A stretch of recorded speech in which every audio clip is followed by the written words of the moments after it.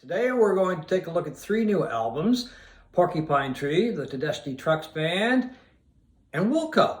That's on this Sonic Obsession, back after a short COVID break.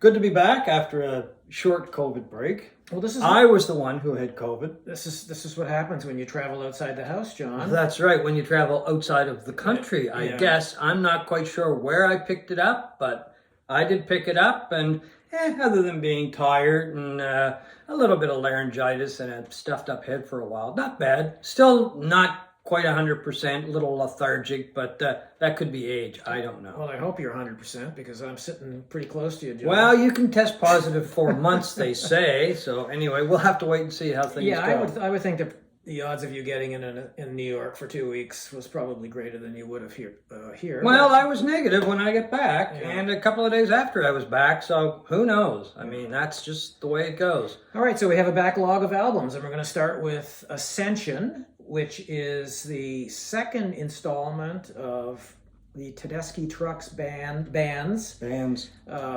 ambitious project I Am the Moon, a 4 LP set that's been released one a month this is now the second one, and it'll be finished in September. Yep. What did you think?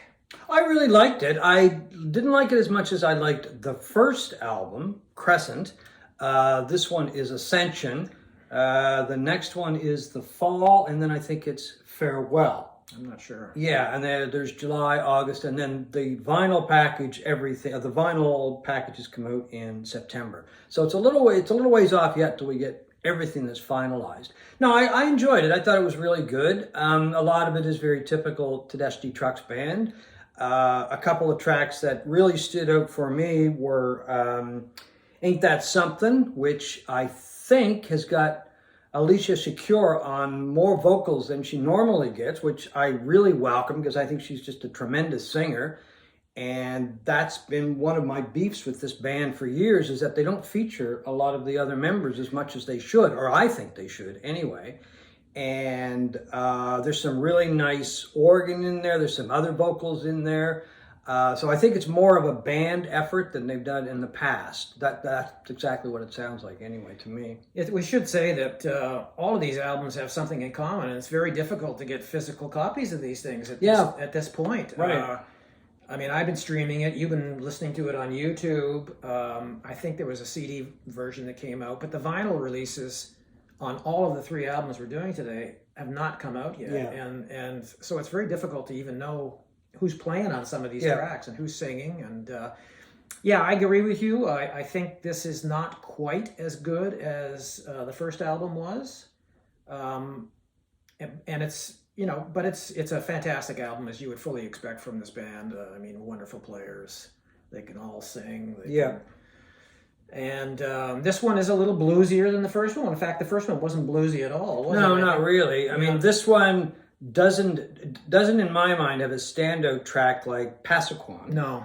That was on the first album, but I mean, I think that's just such a tremendous song that, I mean, love to hear that song live as far as that goes. And it was an opportunity for Derek Trucks to wind out a little bit, more jammier than a lot of the other stuff was, and jammier than anything on this album. I guess. This one does have a really good blues gospel-y song, and it is called So Long Savior.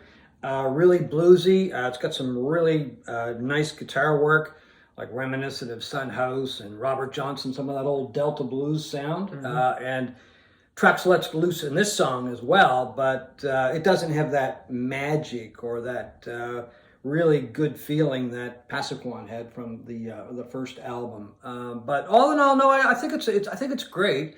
The album itself, 7 tracks on this one, 5 on the first one. 5 was on the first. 5 on the first one. 36 minutes long. I think the first one might have been 38 or something. So they're all going to be in that length. Yeah. Just timeless American music. Yeah, and this is not something that's going to fall out of fashion in a year or two. No. And you're going to sit there and go, why were people fascinated by electronic drums in the 80s and stuff like exactly. that? This is just classic American blues, Yeah. R&B, soul, and with elements of jazz throughout it as well. Oh yeah, and it's, as I say, it's a great band effort. There was a quote on YouTube, and I really have to agree with this quote. One guy said, "Bravo, incredibly rich musical tapestry." Yeah. That really sums it up. Yeah. This band takes elements of almost every musical genre, puts it together, and comes up with this great sound. And John's going to sit this review out because I've never been able to convince him of the merits of either Porcupine Tree or Steven Wilson. he's a very talented lad, of course, and Porcupine Tree's a good band, but I don't hold them in the way up on the mountain like you do. Yeah, well, a lot of people do, and I've made no secret of how much I love Steven Wilson and Porcupine Tree. And a lot of fans have been waiting a long time for this. This is the return of Porcupine Tree after a long hiatus since 2009's The Incident. Wilson went on with a very successful solo career, and he's gotten bigger and bigger as time has gone on, and a lot of people have been wondering, probably wishing for a return of Porcupine Tree, and it's finally happened with the latest album, Closure Continuation, which I have to say is disappointing to me in some ways. I do find that surprising. Yeah. It sounds to me, and my first reaction to hearing it was, this album sounds like an album that was made by artificial intelligence. Like somebody programmed. That's not much of an endorsement, is No, it? well, but it's better than that. Oh, But, okay. artificial intelligence is pretty good. Well- the album has all of the things you would expect from Porcupine Tree. It has the heavy metal flourishes interspersed with these beautiful acoustic passages. It has the incredible drumming, polyrhythmic drumming of Gavin Harrison, who has really made a name for himself as one of the best drummers in the business in the last number of years, playing with King Crimson and Porcupine Tree and Pineapple Thief and bands like that. It has the atmospheric keyboards of Richard Barbieri. It has everything that you would expect in a Porcupine Tree song or album. But there's just something that's off. It just doesn't click. It just doesn't click with me. And I Okay. think ultimately what it is the songs are just not quite up to snuff, most of them. Well, maybe it's just that it's been done before so many times that you're not hearing anything in there new or exciting. Well, that's and you know? I think that's the danger of bands that come back after a long hiatus. Yeah. People want them to sound like Porcupine Tree, but I don't think the songs are just up to the snuff. Like there's nothing in here like the classic Porcupine Tree songs like Blackest Eyes or Trains or anything like that. I've listened to this now about 5 or 6 times. It's a good album. If you like Porcupine Tree, you will like this at the very least. But I've been kind of amazed at the reaction to this album. It's been adoring. Like I've noticed that. Yeah. I was quite surprised when you had a not so positive attitude toward it. So I was surprised because I've seen a lot of the reviews and comments. Yeah, it's been almost universally tremendous. And it is a good album. It bothers me to say that I don't like it as much as other stuff. I would put it probably in the middle pack of Porcupine Tree's entire catalog. I've listened to it 5 or 6 times, which is enough for me to know whether it's ever going to click in. I mean, having said that, it took me 30 years to like Exile on Main Street. Exile, Little Feat waiting for Columbus too. So who knows? Yeah, so who knows? But Closure Continuation, I don't know. I don't think you can go home again. And now a look at Wilco's new album, Cruel Country. 21 new songs from Wilco. All of them written by Jeff Tweedy, which is really not that hard to hear when you're listening to it, because it does kind of sound to me like a Tweedy solo album. I mean, I know he's written the majority of Wilco songs over the years, but I kind of listening to this new Wilco and was hoping more of a band effort, because I had read that it was the first time they had all been in the studio together playing live in the studio that they own called The Loft, which is in Chicago or near Chicago. First time in a decade they'd done that.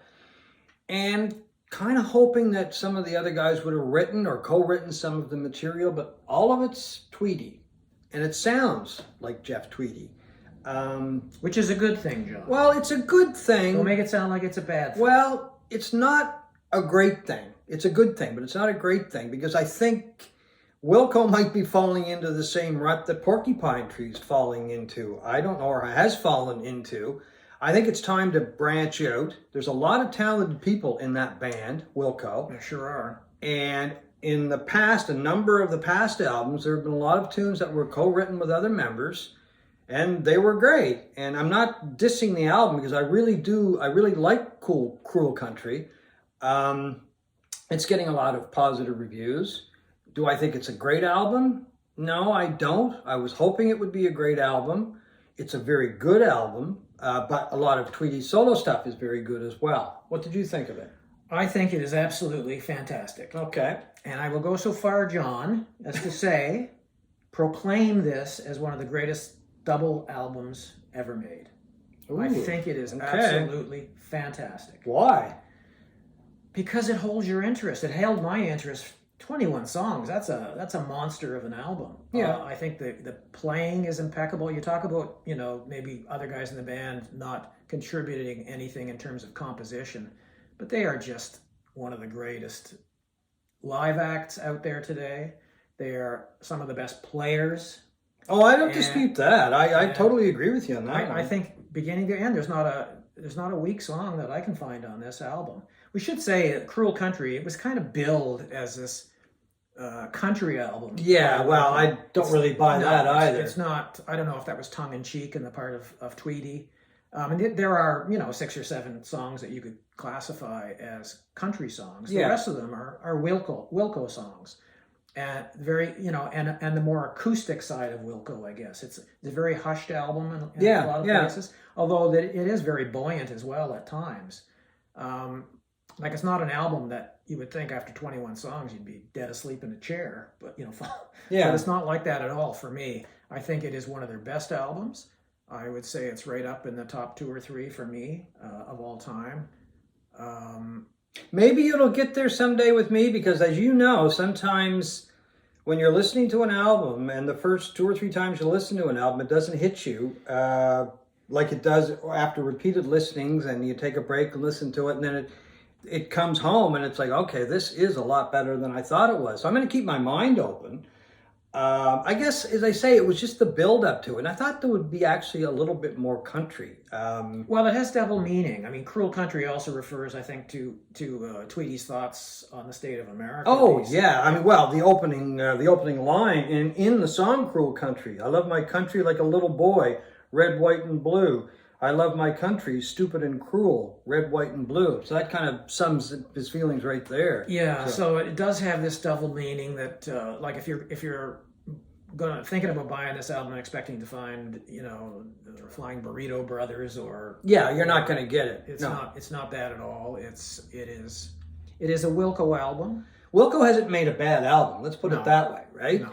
It's just that I find the sound is very repetitive on this album compared to the last couple albums. And I guess maybe I was just hoping for something a little bit more. And as you said, buoyant. Maybe I was looking for something a little bit more buoyant and live and a little bit more even countrified or a little bit rockier. It's a beautifully produced album. It sounds great. Like a lot of bands these days, they're struggling to get the vinyl product out. I have no idea when. We haven't even seen the CD version of this. They don't even. Well, I checked the website today, and it doesn't even. There's no update that I've seen of getting the vinyl version. And they said they're not going to bore people with the supply chain issues and that kind of thing. So I don't think anybody knows. Well, they don't know, or if they do, they're not saying yet. It must be incredibly frustrating for bands like that, because here they're out touring, they're playing these songs, people want to buy the physical product. And that's our look at Ascension, Cruel Country by Wilco, and the latest from Porcupine Tree on this Sonic Obsession. Thanks for watching.